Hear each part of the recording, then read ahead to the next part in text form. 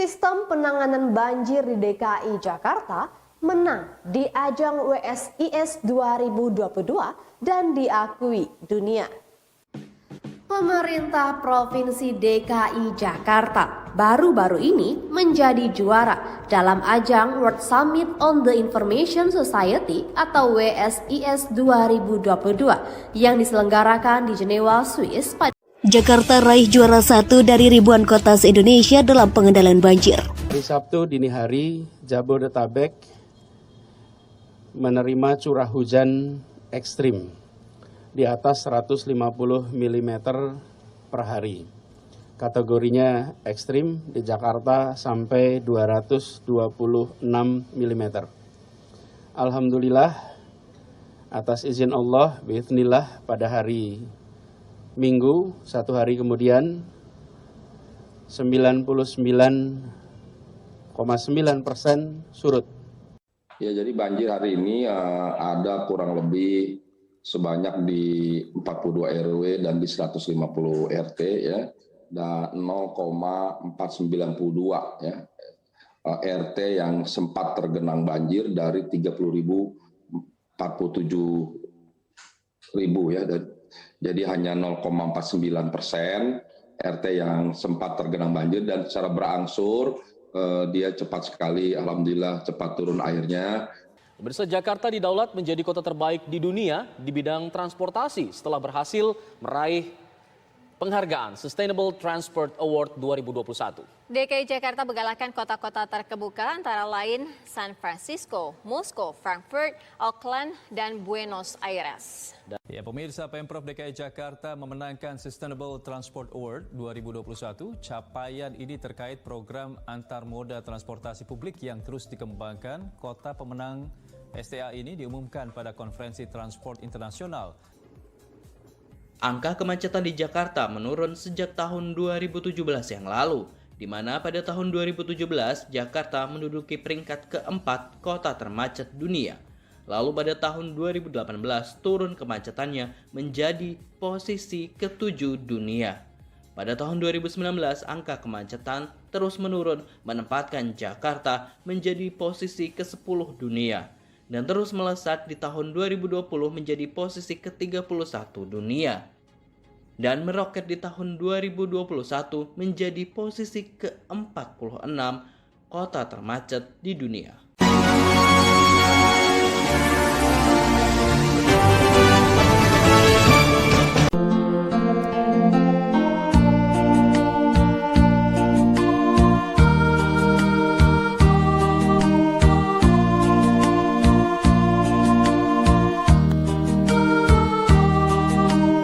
Gubernur Anies Baswedan kembali memenuhi prestasi mengatasi banjir di Jakarta. Baru saja mendapatkan penghargaan internasional dalam sistem pengendalian banjir.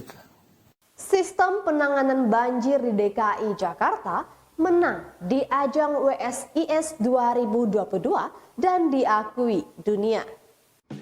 Pemerintah Provinsi DKI Jakarta baru-baru ini menjadi juara dalam ajang World Summit on the Information Society atau WSIS 2022 yang diselenggarakan di Jenewa, Swiss pada Selasa 31 Mei 2022.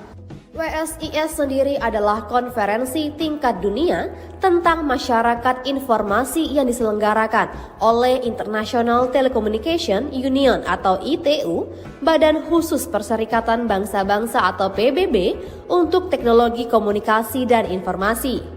Ia juga milik Jakarta tersebut berhasil mengungguli inovasi milik ZTE Corporation dari Tiongkok, Biomedical Neuroscience Institute dari Universitas Chili, Artificial Intelligence Laboratory dari Universitas Udinese di Italia, dan Universitas Putri Nora binti Abdul Rahman dari Arab Saudi.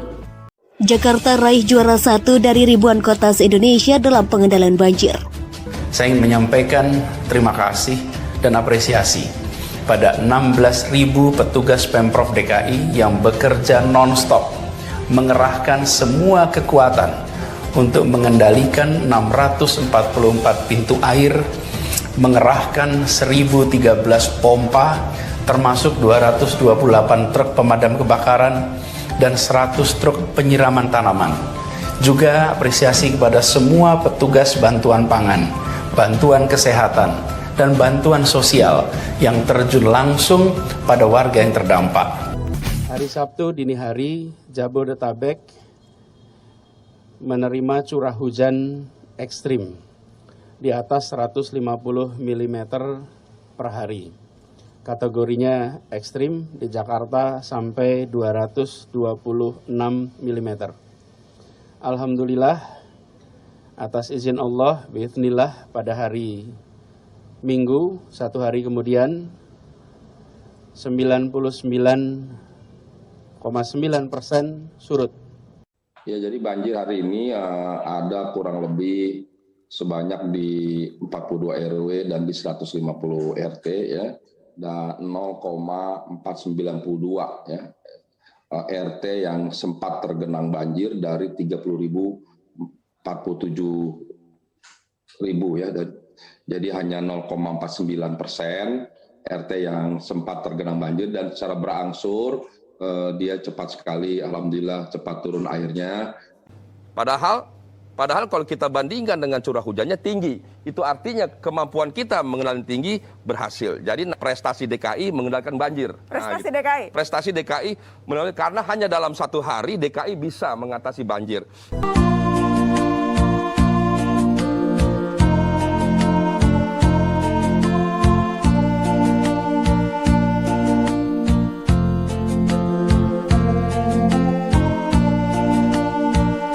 Pemirsa, Jakarta didaulat menjadi kota terbaik di dunia di bidang transportasi setelah berhasil meraih penghargaan Sustainable Transport Award 2021. DKI Jakarta menggalakkan kota-kota terkemuka antara lain San Francisco, Moskow, Frankfurt, Auckland, dan Buenos Aires.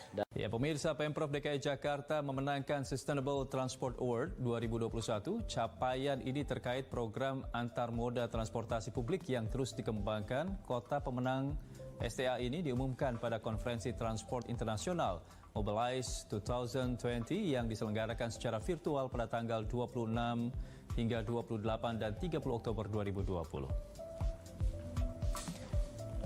Dengan demikian, Jakarta menjadi kota pertama di Asia Tenggara yang memenangkan penghargaan STA, mengalahkan kota-kota besar dunia setelah pada tahun lalu menduduki peringkat kedua atau mendapat gelar Honorable Mention.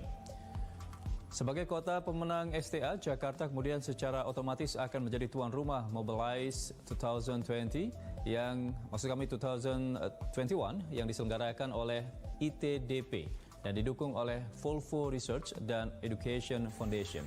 Kabar baik untuk Jakarta. Baru-baru ini TomTom Traffic Index merilis daftar 404 kota termacet di dunia dari 58 negara di 5 benua. Dari penilaian selama 1 tahun di tahun 2021. Lalu bagaimana posisi Jakarta? Yap, Jakarta terus meningkatkan kualitasnya menjadi kota yang terus mengurangi kemacetan. Di tahun ini, Jakarta menduduki posisi ke-46 dunia dengan tingkat kemacetan sebanyak 34%. Kemacetan di pagi hari berkurang sebanyak 25% dan kemacetan di jam sibuk sore hari berkurang 22%. Angka kemacetan di Jakarta menurun sejak tahun 2017 yang lalu, di mana pada tahun 2017 Jakarta menduduki peringkat ke-4 kota termacet dunia. Lalu pada tahun 2018 turun kemacetannya menjadi posisi ke-7 dunia.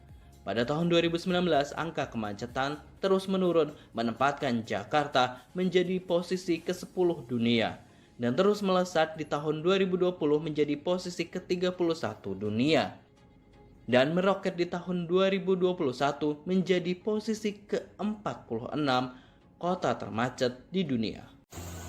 Anies Baswedan sebagai gubernur Jakarta ini masuk ke Jakarta ini dalam keadaan membenahi kota yang kumuh, kota tidak teratur, kota macet, kota banjir, segala rupa masalah komplek di ibu kota ini satu persatu dibenahi semua.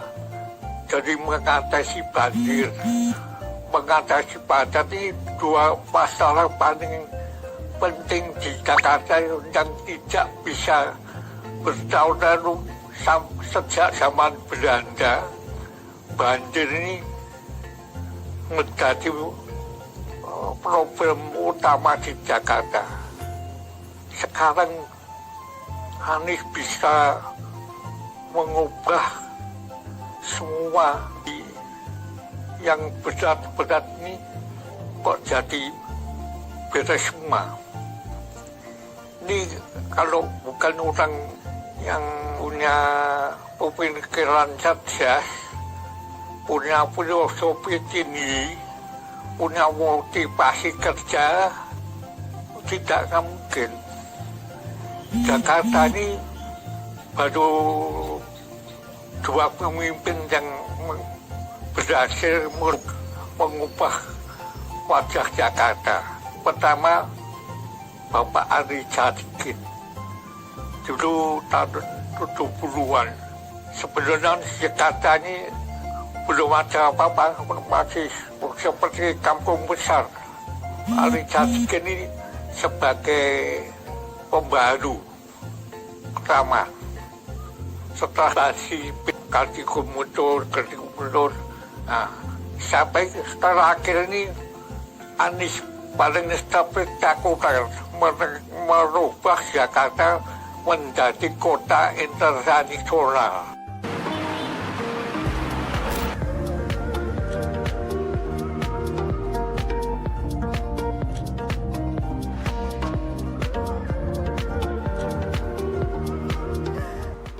Kita udah ada di JPO Pinisi nih Pak ya.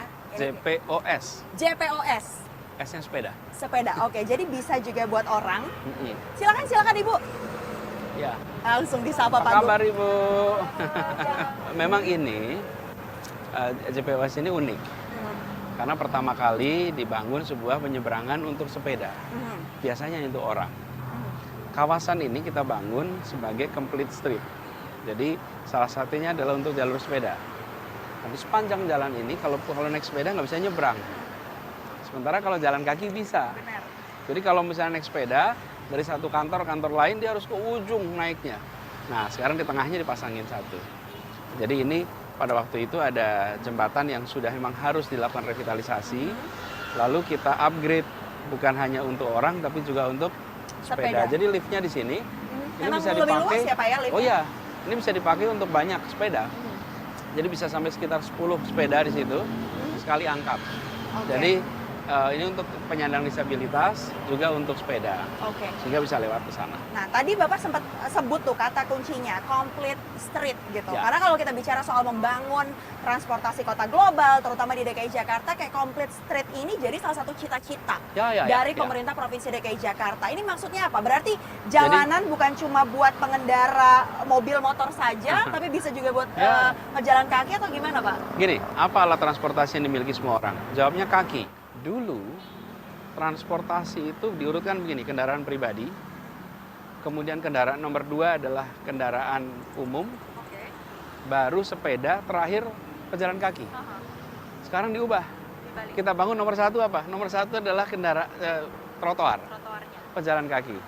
Nomor 2 adalah kendaraan bebas emisi, sepeda. Nomor 3 transportasi umum, nomor 4 kendaraan pribadi. Jadi dengan begitu, ketika kita bangun fasilitas di sini, dimulai dengan untuk pejalan kaki. Jakarta sekarang dalam waktu 3 tahun lebih ini, kita membangun lebih dari 250 km trotoar. Jadi bukan hanya di Jalan Sudirman, memang yang kelihatan di sini. Nah itu tuh, tadi mau jadi pertanyaan saya. Karena kalau kita bicara soal pembangunan, revitalisasi, biasanya yang paling terlihat adalah di jalan-jalan utamanya Pak, jalan-jalan besar. Kalau kita melipir sedikit, trotoarnya juga di pinggiran Jakarta gitu. Padahal ya Pak ya. Semua. Banyak yang bolong tapi Pak. Tentu begini, itu adalah perlu perawatan ya. Tapi yang jelas bahwa kita bangun di semua tempat. Dan ini ada satu proses pembelajaran di sini. Kenapa saya sebut pembelajaran? Karena di sebagian wilayah kita ketika ada trotoar tidak selalu digunakan hanya untuk pejalan kaki. Betul. Ada Lalu PKL-nya di sana. Ada motor, ada PKL. motor nyerobot. Ini proses belajar, nggak apa-apa. Itu bagian dari proses belajar. Diingatkan, didisiplinkan. Tapi jangan kemudian kita berhenti dari proses menuju kemajuan. Karena begini, kalau kita mendorong pembangunan transportasi umum, mau tidak mau harus ada trotoar. Tidak mungkin transportasi umum dibangun tanpa trotoar.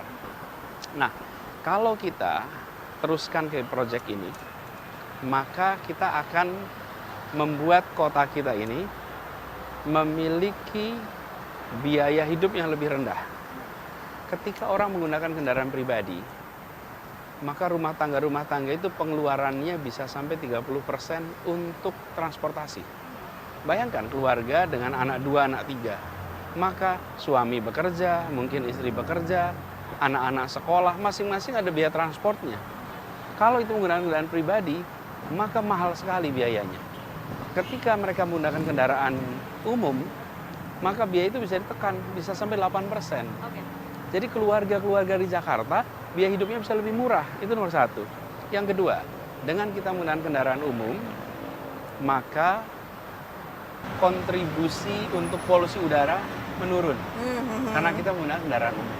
Baik. Dan ditambah lagi, sekarang kendaraan umum di Jakarta itu, jangkauan kita, di 2016 itu menjangkau sekitar 24-26%. Sekarang jangkauannya sudah 82% seluruh Jakarta. Dan jadi targetnya nanti akan lebih tinggi lagi. Insya Allah akhir tahun ini kita bisa mencapai 90% lebih. 90% di Jadi, akhir tahun 2022. Artinya apa? Bisa pergi kemana saja. Lalu transportasinya terintegrasi. Nah, itu kata kuncinya tuh Pak. Nah, ada sistem Jaklingko. Dengan adanya sistem integrasi Jaklingko, ada angkot sampai ke gang-gang rumah gitu kan, bisa terintegrasi.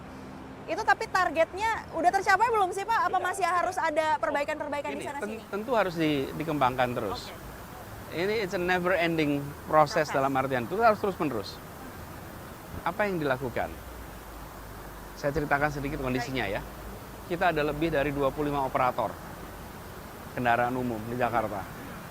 Lalu masing-masing bekerja dengan prosesnya sendiri-sendiri. Lalu mereka berebut mencari penumpang. Betul. Mereka berebut di jalur-jalur yang rawan konflik tuh Pak di situ rawan Pak. Konflik. Awal 2018. Waduh, pas pertemuan pertama kali keras sekali. Karena mereka semua menyatakan, Pak, selama ini pemerintah itu tidak fair. Pemprov itu ya regulator ya operator. Kami ini operator tidak mendapat perlakuan yang fair. Jadi saya katakan pada mereka semua, kita mau bangun sebuah sistem sama-sama. Namanya Jaklingko. Anda sebagai operator bekerja memiliki rute. Nanti kami akan beli servis Anda berdasarkan kilometer, bukan berdasarkan jumlah penumpang. Kami bayar per kilometer. Artinya apa? Artinya dia nggak harus ngetem. Dia nggak harus rebutan penumpang. Tapi dia berputar terus di rutenya. Penumpangnya sedikit atau penumpangnya banyak, dia akan kita bayar per kilometer. Lalu yang berikutnya, kami dengan warga. Kalau dulu warga membayar kepada operator, sekarang warga membayar ke DKI. Tap, Rp5.000 per 3 jam. Jadi mereka bisa pindah dari satu angkot ke angkot lainnya, dari satu bis ke bis yang lainnya, dengan menggunakan satu tap selama 3 jam Rp5.000. Nah, selisihnya itulah subsidi. Nah, kalau dulu warga membayar kepada operator, kami regulator. Kalau sekarang tidak. Operator jual jasanya kepada kami yang bayar. Kemudian warga membeli jasanya kepada kami per 3 jam. Nah, dengan cara itu, apa yang terjadi? Dalam waktu sangat singkat terjadi lonjakan jumlah penumpang. Dulu per hari yang naik kendaraan umum hanya 350.000 orang. Baik, 350.000 orang per harinya kendaraan umum. Sekarang 1 juta. 1 juta. Dalam 3 tahun berubah 1 juta.